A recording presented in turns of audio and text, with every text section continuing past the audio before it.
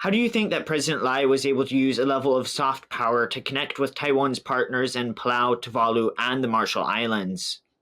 So for Lai and successive DPP governments, they've always stressed a cultural aspect as well as a democratic aspect of the relationship. I suppose, in particular, Taiwan and its Aboriginal peoples have a cultural connection with the peoples of the Pacific. So that was something that was stressed. I noticed, there were several sort of occasions where there were those sorts of ceremonies that seemed to suggest, right, some of these degrees of similarity. So I think that was one aspect. But of course, there is the other, I wouldn't say hard, but the other sort of more development cooperation based elements as well. This was especially apparent in Palau.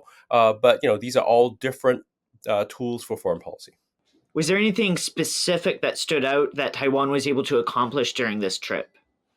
So I think what was notable was the emphasis on capacity building, the emphasis on helping these places develop an ability to monitor the seas, which they have jurisdiction over, because these have been areas where the PRC have put a lot of pressure on these islands, and they are quite capacity constrained. So it was. That sort of move was quite marked. Of course, what will be sufficient in that sort of wide, expansive ocean, I guess, remains to be seen. How is this diplomatic trip being received by the domestic audience? I haven't seen sort of any real criticism of it, which I suppose suggests that it is uh, seen as pretty positive domestically. Of course, a lot of the attention domestically in Taiwan was drawn by Ma Ying-jeou's arrangement of the visit by these students from the PRC who seem to have Chinese Communist Party links and the sort of protests surrounding that. So, in that regard, perhaps Lai's visit didn't have the big positive impact that he might have hoped, but at least it didn't draw a lot of the sort of negativity that might have come about. That negativity seems to have focused around former President Ma Ying-jeou's actions. Do you believe that this was a substantive trip that set a real precedent for how Taiwan can help its allies moving forward?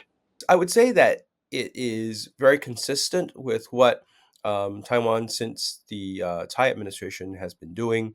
It's not, I don't see it as a sort of major breakthrough, but that consistency is important. It shows that Taiwan continues to be interested in how its diplomatic partners are doing. It continues to try to put itself forward as a reliable, credible, and very helpful partner.